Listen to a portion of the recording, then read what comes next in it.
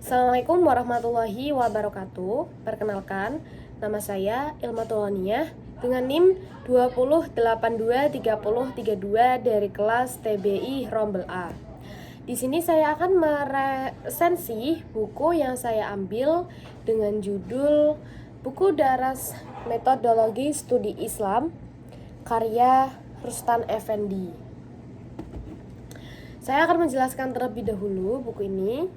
Buku Daras Metodologi Studi Islam, yaitu penulisnya ditulis oleh Rustan Effendi. Kemudian buku ini diterbitkan oleh IAIN Parepare Nusantara Press, Jalan Amal Bakti nomor 8 Soreang Parepare.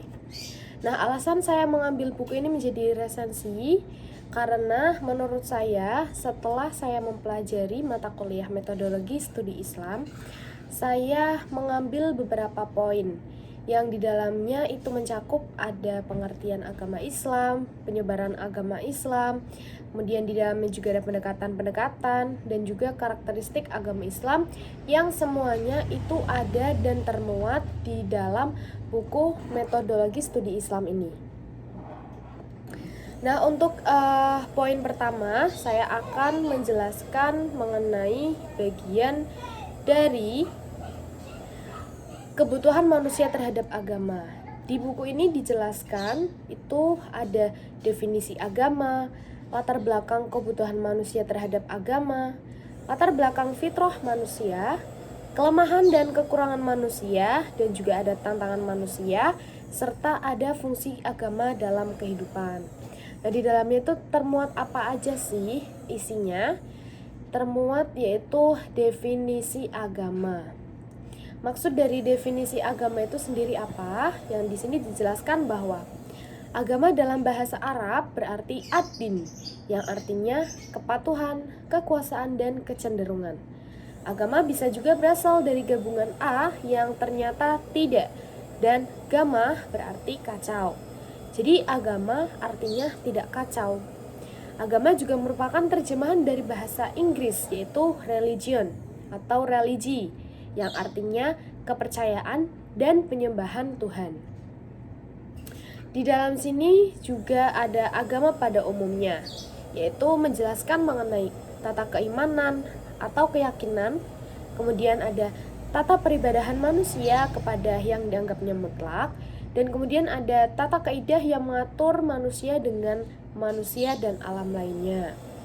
Itu untuk bagian pertama di dalam buku ini. Kemudian juga ada mengenai perkembangan studi Islam.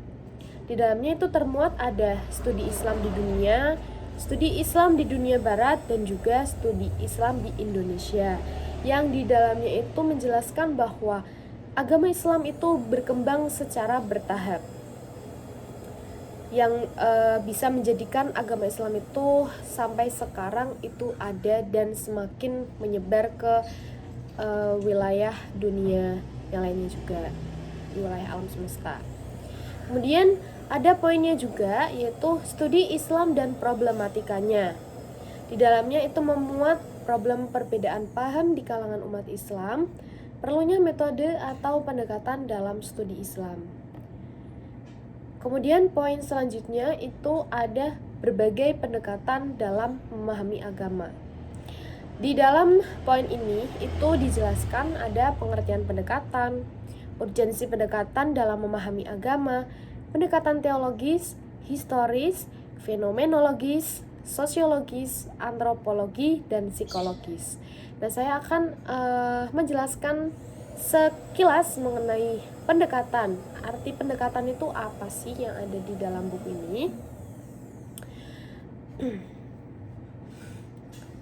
Pendekatan menurut buku metodologi studi Islam ini menjelaskan bahwa umumnya secara bahasa pendekatan itu dinamakan madkhal dalam istilah Arab dan approach dalam bahasa Inggris. Nah, di luar dari term tersebut sebenarnya ada sejumlah istilah lain yang juga sudah begitu populer dalam istilah ilmiah yang bermakna relatif, mirip, dan menunjukkan pada tujuan yang hampir sama pula dengan pendekatan. Nah, apa sih maksudnya? Yang pertama, pendekatan diartikan sebagai dipandang atau dihampiri dengan, dan diartikan sama halnya dengan dipandang dengan. Jadi pendekatan itu bisa dikatakan sebagai paradigma atau cara memandang dan menghampiri atau menghampiri gitu ya. Itu untuk pendekatannya. Kemudian di dalamnya juga ada tadi yang sudah saya jelaskan, ada pendekatan tentang melalui sejarah, melalui teologis, pendekatan historis, pendekatan antropologis, sosiologis gitu. Dan kemudian poin selanjutnya itu ada hubungan agama dengan ilmu pengetahuan sosial. Jadi agama Islam itu juga mempunyai hubungan dengan ilmu-ilmu yang lainnya, terutama berhubungan juga pada ilmu pengetahuan sosial.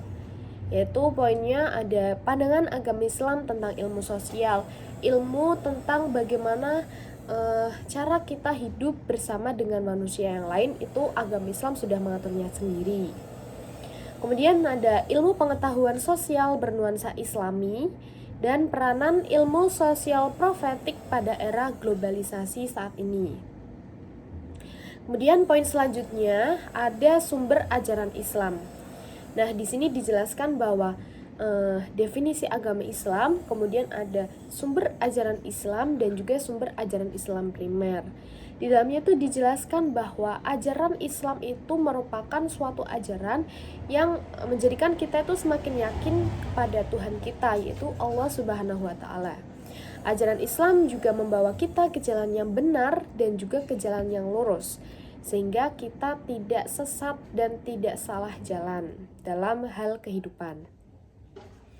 Kemudian dijelaskan juga mengenai karakteristik ajaran agama Islam. Di dalamnya itu mencakup dalam bidang akidah, agama, ibadah, pendidikan, sosial, ekonomi, kesehatan, politik, profesi, dan ilmu kebudayaan. Nah, maksudnya apa sih? Karakteristik ajaran Islam melalui bidang agama, ibadah itu menjelaskan bahwa ibadah itu cara kita manusia untuk mendekatkan kepada Allah, dan juga cara kita tentang menghargai bagaimana kita itu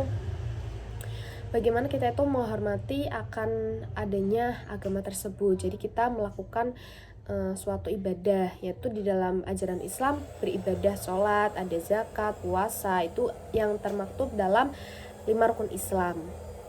Nah, kemudian ada misi ajaran Islam. Di dalam buku ini menjelaskan juga ada beberapa poin, yaitu misi ajaran Islam, misi ajaran Islam secara komprehensif, ada misi ajaran Islam dalam berbagai aspek, dalam bidang sosial juga ada dalam bidang ekonomi, politik, dan juga pendidikan. Kemudian poin selanjutnya ada posisi Islam di antara agama-agama di dunia. Nah, di dalamnya itu menjelaskan bagaimana sejarah berdirinya agama Islam di dunia dan perkembangannya agama Islam itu bagaimana. Kok bisa, kenapa agama Islam itu dari yang mulanya sedikit menjadi semakin menyebar, bahkan di seluruh dunia itu pasti ada orang yang tersebar di dalam negara-negara yang lain juga. Dan kemudian ada juga poin mengenai perjuangan Nabi Muhammad dalam menyebarkan ajaran Islam. Ada sejarah penyebaran Islam di dunia, posisi Islam di antara agama-agama di dunia, dan sifat Islam di antara agama-agama yang lain. Kemudian ada poin juga mengenai metodologi memahami studi Islam. Di dalamnya juga ada pendekatan dalam memahami Islam. Di sini ada beberapa poin, yaitu dalam pendekatan tafsir, filsafat Islam, ilmu kalam, tasawuf, fikih, politik, pendidikan, sejarah, antropologi, dan sosiologis. Itu di sini di dalam pendekatan. Kemudian ada pendekatan dalam memahami Islam, yaitu seperti yang sudah saya jelaskan disebutkan tadi.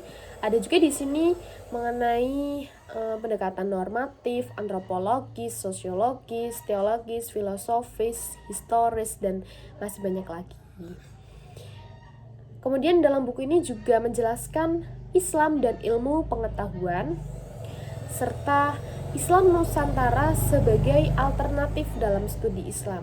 Jadi di sini dijelaskan makna Islam Nusantara. Maksudnya makna Islam Nusantara itu agama Islam yang terletak di wilayah Nusantara yang sudah tersebar luas di kawasan Nusantara. Nah, mungkin itu poin-poin penting yang bisa saya dapatkan di dalam buku Metodologi Studi Islam karya Rustan Effendi ini.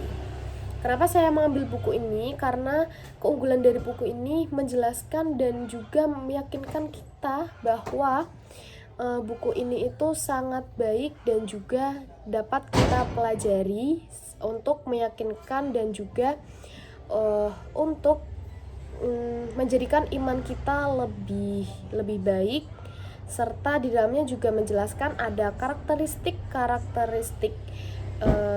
agama Islam, yaitu yang pertama bahwa ajaran Islam itu mengajarkan kita ke jalan yang lurus. Kemudian ada juga ajaran Islam itu bersifat elastis, tidak memaksa, dan juga cara kita untuk beribadah kepada Tuhannya, mendekatkan diri, dan juga jauh dari kata jalan yang sesat. Mungkin itu yang bisa saya dapatkan dari buku Metodologi Studi Islam karya Rustan Effendi ini. Sebelumnya saya mohon maaf apabila ada salah kata dalam penyampaiannya, mungkin atau ada kurang dalam hal kata-kata maupun di dalam isi yang sudah saya sebutkan dan jelaskan tadi. Terima kasih, semoga bermanfaat. Wassalamualaikum warahmatullahi wabarakatuh.